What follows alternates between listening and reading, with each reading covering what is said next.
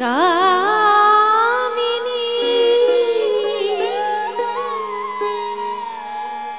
पुनाति भुवनं पुण्या पुनाति भुवनं पुण्या रामायण महानदी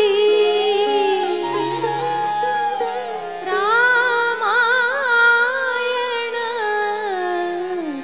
महानदी वामे भूमिसुता पुरस्तु हनुमान् वामे भूमिसुता पुरस्तु हनुमान् पश्चात् सुमित्रासुतः शत्रुघ्नो भरतश्च पार्श्वदलयो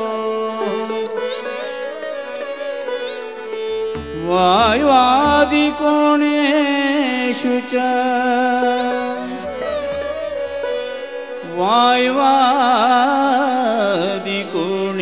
वायुवादिकोणेषु च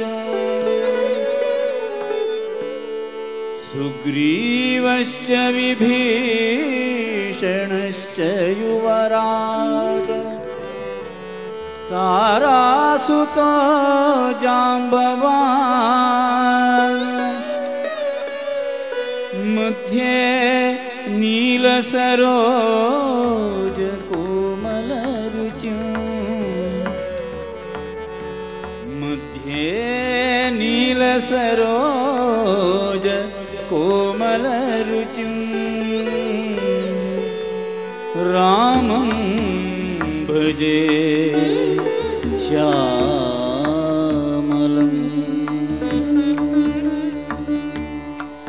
रामं भजे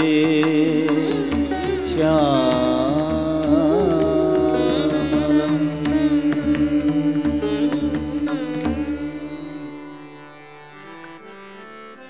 दूरीकृत सीतार्तिगे प्रकटीकृत राम वैभव स्फूर्तिगे दूरीकृत सीतार्तिगे प्रकटीकृत राम वैभव स्फूर्तिगे दारित दशमुख कीर्तिगे दारित दशमुख कीर्तिगे पुरतो मम भातु हनुमतो मूर्तिगे पुरतो मम भातु हनुमतो मूर्तिगे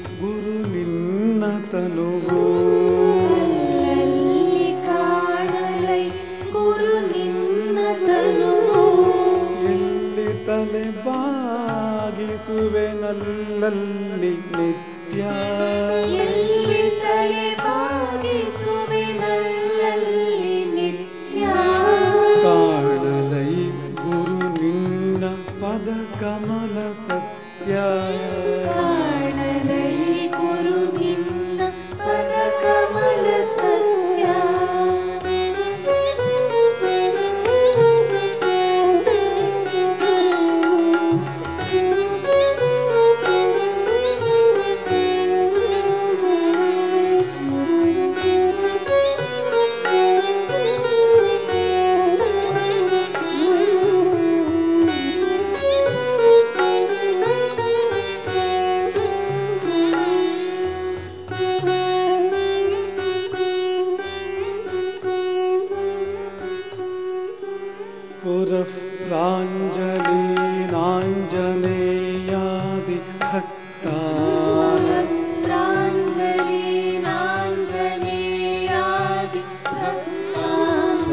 स्वचिन्मुद्रया भद्रया बोधयन्तं स्वचिन्मुद्रया भद्रया बोधयन्तं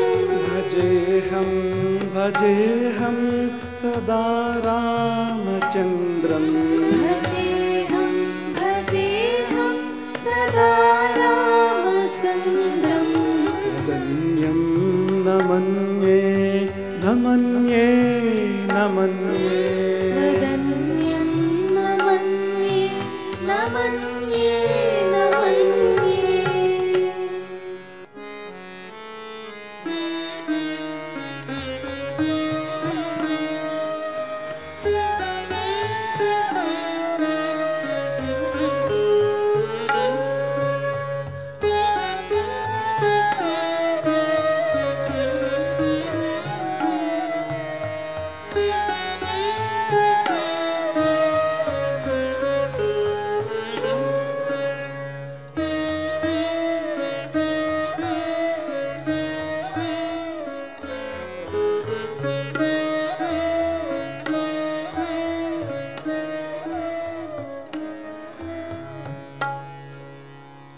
माता रामो मत्पिता रामचन्द्रः माता रामो मत्पिता रामचन्द्रः स्वामी रामो मत्सखा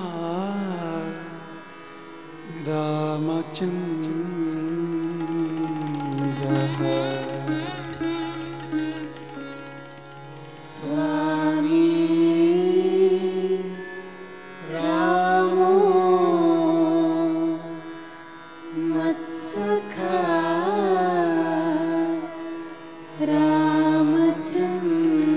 रामचन्द्रः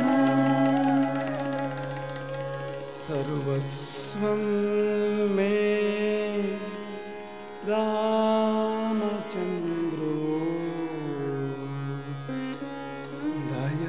दयालुः सर्वस्वं मे रामचन्द्रो दयालुः नान्यं जाने नैव जाने न जाने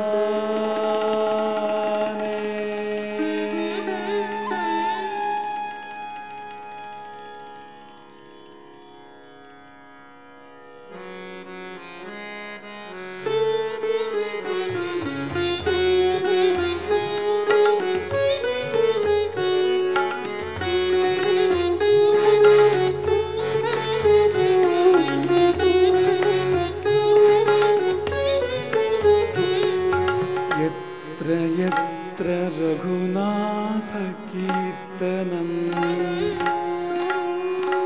यत्र यत्र रघुनाथकीर्तनम् तत्र तत्र कृतमस्तकाञ्जलिम् तत्र तत्र कृतमस्तकाञ्जलिम्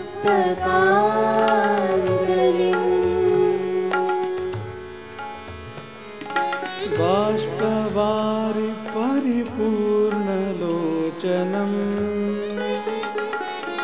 बाष्पवारि परिपूर्णलोचनम्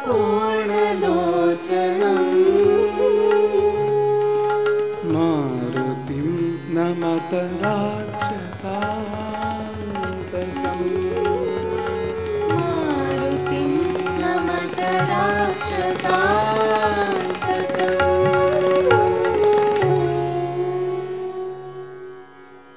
ಎತ್ತಣಿಂದ ಎತ್ತಣ ಪಯಣ. ಎಲ್ಲಿಯ ಅಯೋಧ್ಯೆ, ಎಲ್ಲಿಯ ಲಂಕೆ, ಭಾರತದ ಉತ್ತರದ ತುದಿಯಲ್ಲಿದೆ ಅಯೋಧ್ಯೆ. ಅಲ್ಲಿಂದ ಆರಂಭವಾಗಿದೆ ರಾಮನ ಅಯನ, ರಾಮಾಯಣ ಅಯನ ಯಾತ್ರೆ, ಪ್ರಯಾಣ. ಅದು ಅಯೋಧ್ಯೆಯಿಂದ ಚಿತ್ರಕೂಟಕ್ಕೆ, ತಮಸಾ ನದಿಯ ಮೂಲಕ, ಗಂಗಾ ನದಿಯ ಮೂಲಕ, ಪ್ರಯಾಗದ ಮೂಲಕ ಚಿತ್ರಕೂಟಕ್ಕೆ, ಅಲ್ಲಿಂದ ದಂಡಕಾರಣ್ಯವನ್ನೆಲ್ಲ ಸಂಚಾರ ಮಾಡಿ ಪಂಚವಟಿಗೆ. ಇದೀಗ ಪಂಚವಟಿ ಅಂದರೆ ಈಗಿನ ನಾಸಿಕ್, ಮಹಾರಾಷ್ಟ್ರದ ನಾಸಿಕ್. ಈ ಶೂರ್ಪಣಖೆಯ ನಾಸಿಕ ಹೋದ ಸ್ಥಳ ನಾಸಿಕ್. ನಾಸಿಕೆಯನ್ನು ಲಕ್ಷ್ಮಣ ಕತ್ತರಿಸ್ತಾನಲ್ಲ, ಕರ್ಣನಾಸಾಚ್ಛೇದನ. ಅಲ್ಲಿಂದ ಕಿಷ್ಕಿಂಧೆಗೆ, ಈಗಿನ ಹಂಪೆಯ ಪರಿಸರಕ್ಕೆ, ಅಲ್ಲಿಂದ ಸೇನಾ ಸಮೇತನಾಗಿ, ವಾನರ ಸೇನಾ ಸಹಿತನಾಗಿ ರಾಮನು ಬಂದು ನಿಂತಿದ್ದು ದಕ್ಷಿಣ ಸಮುದ್ರದ ತೀರಕ್ಕೆ.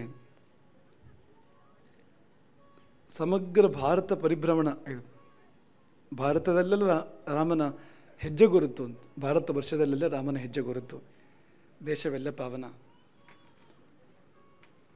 ಯಾತ್ರೆ ಯಾರಿಗಾಗಿ? ಪಂಚವಟಿಯವರೆಗಿನ ಯಾತ್ರೆ ತಂದೆಗಾಗಿ, ಪಿತೃವಾಕ್ಯ ಪರಿಪಾಲನೆಗಾಗಿ. ಪಂಚವಟಿಯಿಂದ ಮುಂದೆ, ಅಲ್ಲಿಂದ ಪಂಚವಟಿಯಿಂದ ದಕ್ಷಿಣ ಸಮುದ್ರದ ದಕ್ಷಿಣ ತೀರದವರೆಗೆ ಯಾತ್ರೆ ಏನಿದೆ, ದಕ್ಷಿಣ ಸಮುದ್ರದ ಉತ್ತರ ತೀರದವರೆಗೆ, ಮುಂದೆ ದಕ್ಷಿಣ ತೀರಕ್ಕೆ ಹೋಗಬೇಕು, ಲಂಕೆಗೆ ಹೋಗಬೇಕು. ಈ ಯಾತ್ರೆ ಸತಿಗಾಗಿ, ಸೀತೆಗಾಗಿ, ಪಿತೃವಾಕ್ಯ ಪರಿಪಾಲನೆಗಾಗಿ ರಾಮನು ವನವಾಸ ಮಾಡಿದವನು. ವನವಾಸದ ಅಂಗವಾಗಿ ಚಿತ್ರಕೂಟ, ಪಂಚವಟಿ ಇಲ್ಲೆಲ್ಲ ವಸತಿ ಮಾಡಿದವನು. 1 ವರ್ಷ ಬಾಕಿ ಇತ್ತು, 13 ವರ್ಷ ಆಗಿತ್ತು, 1 ವರ್ಷ ಬಾಕಿ ಇತ್ತು. ಆಗ ನಡೆದ ಘಟನೆ ಸೀತಾಪಹರಣ. ಸೀತಾನ್ವೇಷಣೆಯ ಅಂಗವಾಗಿ ರಾಮನ ಮುಂದಿನ ಯಾತ್ರೆ ಅಲ್ಲಿಂದ ಕಿಷ್ಕಿಂಧೆಗೆ ಮತ್ತು ಕಿಷ್ಕಿಂಧೆಯಿಂದ ದಕ್ಷಿಣ ಸಾಗರದ ತೀರಕ್ಕೆ. ಸಂಬಂಧಗಳಿಗೆ ರಾಮನು ಕೊಟ್ಟ ಬೆಲೆ ಅದೆಷ್ಟು ದೊಡ್ಡದು ಅಂತ. ಒಂದು ತಂದೆಗಾಗಿ ಮಾಡಿದ ತ್ಯಾಗ ಎಷ್ಟು ದೊಡ್ಡದು, ತಂದೆಯ ಮಾತಿಗೋಸ್ಕರವಾಗಿ ಮಾಡಿದ ಮಹಾತ್ಯಾಗ.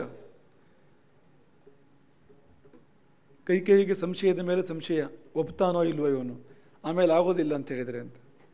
ಆದರೆ ರಾಮನು ಹೇಳ್ತಾನೆ, ತಂದೆಗಾಗಿ ಬೆಂಕಿಗೆ ಹಾರಲು ಕೂಡ ಸಿದ್ಧ, ಮಹಾಸಮುದ್ರವನ್ನು ಪ್ರವೇಶ ಮಾಡಲು ಕೂಡ ಸಿದ್ಧ ಎಂಬುದಾಗಿ.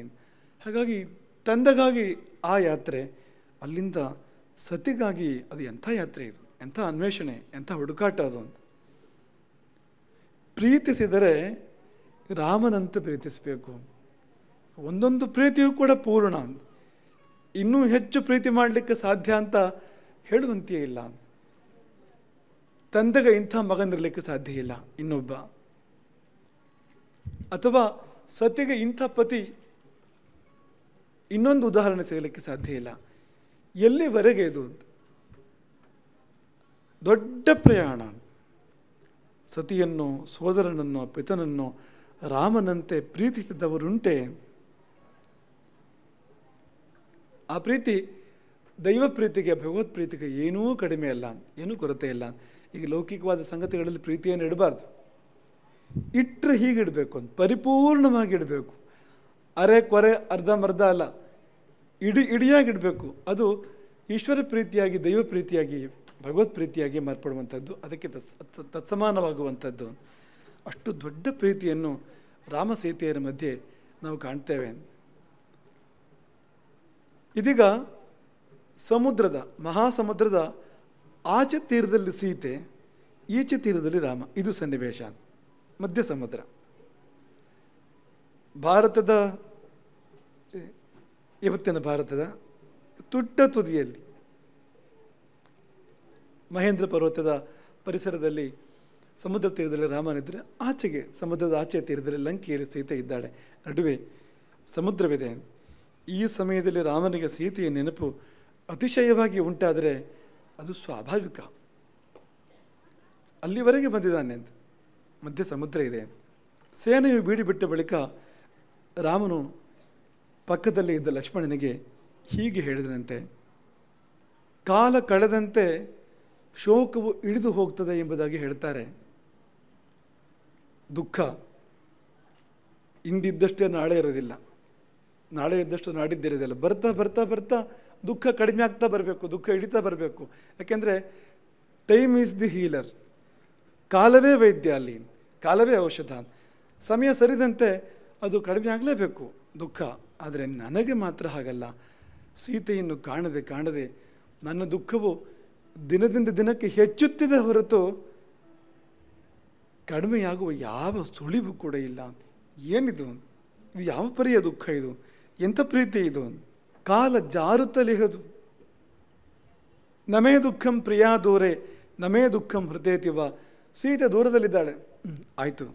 ಸೀತೆಯನ್ನು ಅಪಹರಿಸಲಾಗಿದೆ, ಸರಿ, ಇದೆಲ್ಲ ದುಃಖವೇ. ಇದಕ್ಕಿಂತ ದೊಡ್ಡ ದುಃಖ ಏನು ಅಂದರೆ ಅವಳ ಆಯಸ್ಸು ಸರಿದು ಹೋಗ್ತಾ ಇದೆ. ಎಲ್ಲಿರಬೇಕಿತ್ತು, ಹೇಗಿರಬೇಕಿತ್ತು? ಅಯೋಧ್ಯೆಯಲ್ಲಿ ಅರಮನೆಯಲ್ಲಿ ರತ್ನ ಸಿಂಹಾಸನದಲ್ಲಿ ರಾಮನ ಪಕ್ಕದಲ್ಲಿ ಇರಬೇಕಾದವಳು ಕಾಡು ಪಾಲಾದಳು. ಆದರೆ ವ್ಯಥೆ ಪಡಲಿಲ್ಲ. ಯಾಕೆಂದರೆ ಜೊತೆಯಲ್ಲಿ ರಾಮ ಇದ್ದ. ರಾಮನೇ ಆಕೆಗೆ ಎಲ್ಲವೂ. ಯಾವ ರತ್ನಕ್ಕಿಂತಲೂ ರಾಮ ದೊಡ್ಡದು. ರಾಮ ರತನ ಧನಪಾಯೋ ಆಗಿಬಿಟ್ಟಿದೆ ಆಕೆಗೆ. ಹಾಗಾಗಿ ಅವಳಿಗೆ ಬೇರೆ ಯಾವ ಸುಖ ಭೋಗಗಳ ನೆನಪು ಆಗದೆ ಸುಖವಾಗಿ ಇದ್ದಳು ಕಾಡಿನಲ್ಲಿ. ಆದರೆ ಈಗ ಅದನ್ನೂ ಕಳೆದುಕೊಂಡು ಅಲ್ಲಿಂದಲೂ ದೂರವಾಗಿ ಲಂಕೆಯಲ್ಲಿ ರಾಕ್ಷಸರ ಮಧ್ಯದಲ್ಲಿ ಯಾವ ಸುಖ ಇದೆ ಅಲ್ಲಿ?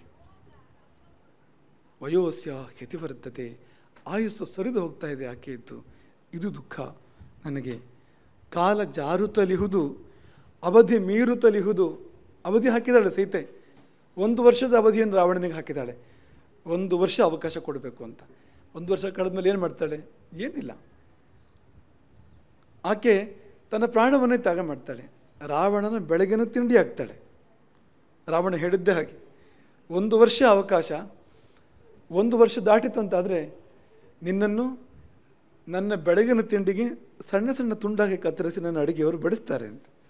ಇದು ಒಂದು ಪ್ರೀತಿ, ಅಪರೂಪ. ಇಂಥ ಪ್ರೀತಿ ನಮಗೆ ಸಿಗುವಂಥ ಸೂದಾಶ್ಚೇತ್ಸ್ಯಂತೆ ಲೇಶಶಃ ತತಸ್ವಾಂ ಪ್ರಾತರಾಶಾರ್ಥೆ. ಪ್ರಾತರಾಶ ಅಂದರೆ ಬೆಳಗಿನ ತಿಂಡಿ. ಸೂದಾಹ ಅಡುಗೆಯವರು ಛೇತ್ಸ್ಯಂತಿ ಚೂರು ಚೂರು ಮಾಡ್ತಾರೆ, ತರಕಾರಿ ಹೆಚ್ಚುವಾಗಿ ಹಚ್ಚುತ್ತಾರೆ. ಲೇಶಶಃ ಸಣ್ಣ ಸಣ್ಣ ಚೂರಾಗಿ. ಹಾಗಾಗಿ ಅದಕ್ಕೆ ಇನ್ನು ಹೆಚ್ಚು ಸಮಯ ಇಲ್ಲ. 10 ತಿಂಗಳು ಆಗಲೇ ಹನುಮಂತ ಹೋದಾಗಲೇ 10 ತಿಂಗಳು ಕಳೆದಿತ್ತು. ಹನುಮಂತ ಯಾವಾಗ ಸೀತೆಯನ್ನು ಭೇಟಿ ಮಾಡಿದನೋ ವರ್ತತೆ ದಶಮೋ ಮಾಸೋ, 10 ತಿಂಗಳು ಕಳೆದಿತ್ತು. ಅದಾಗಲೇ 2 ತಿಂಗಳು ಮಾತ್ರ ಉಳಿದಿತ್ತು. ಅದರಲ್ಲೂ ಕೆಲವು ಸಮಯ ಕಳೆದಿದೆ ಈಗ ಪುನಃ. ಹಾಗಾಗಿ ಅವಧಿ ಮೀರುತ್ತಲಿಹುದು. ಜಾನಕಿಯ ಜೊತೆಗೂಡೆ ಜೀವ ಚಡಪಡಿಸಿಹುದು.